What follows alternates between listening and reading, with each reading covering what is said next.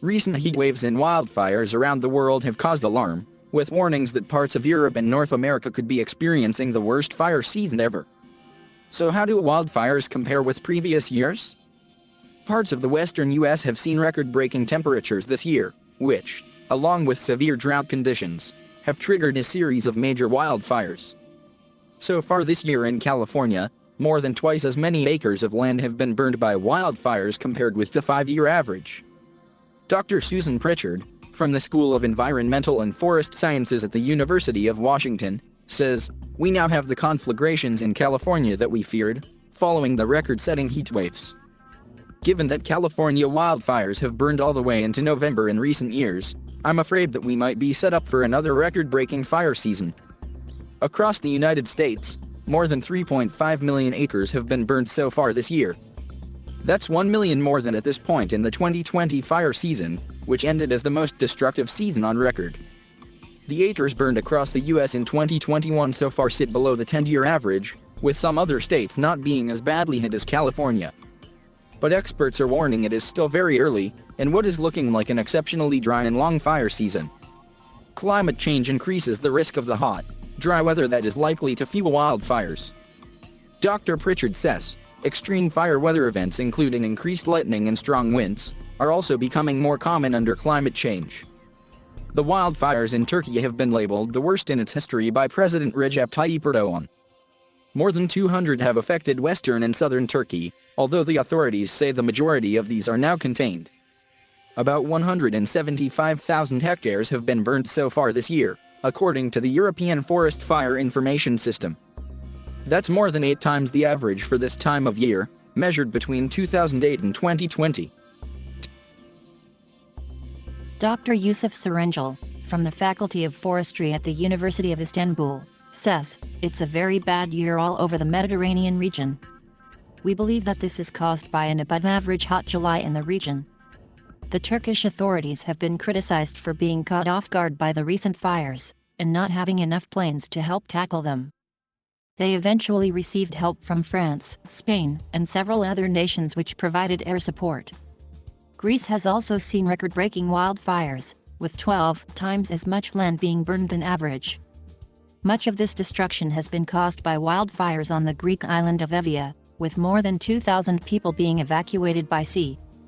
Thick smoke from forest fires has blanketed parts of Siberia, and satellites have tracked it drifting to the Arctic Circle and beyond.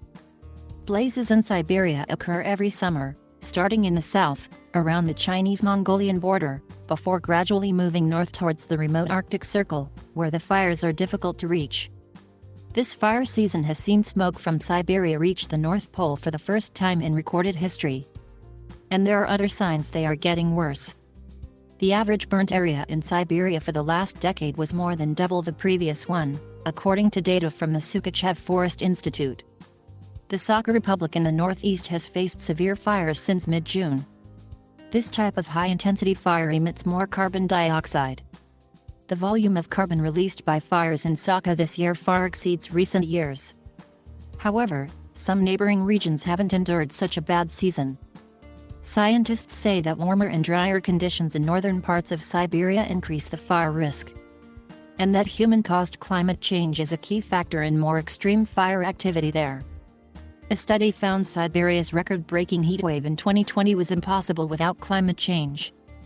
The Brazilian Amazon is closely monitored, as deforestation and fires linked to agriculture threaten this valuable ecosystem. It's still early in the country's annual fire season, which tends to peak in August and September. So far in 2021, the area burned is less than last year, according to satellite data analyzed by Dr. Michelle Calamandine, a tropical ecologist. But the Cerrado, a vast grassland or savanna used to farm crops and cattle, has seen an increase in land affected by fires. In 2020, fires were particularly destructive at the southern edge of the Amazon, such as in the states of Mato Grosso and Pará. Here the forest meets the more fire-prone savanna.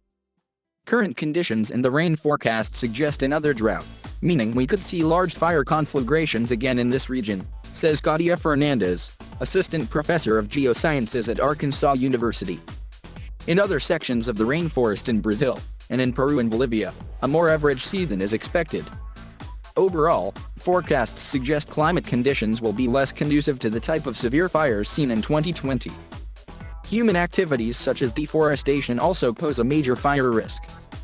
Deforestation levels remain high, which could provide fuel for fires when the weather becomes drier.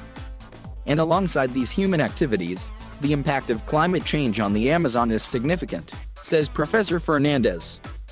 We have seen evidence the dry season has increased in length, and severe droughts are occurring more frequently due to natural variability exacerbated by climate change.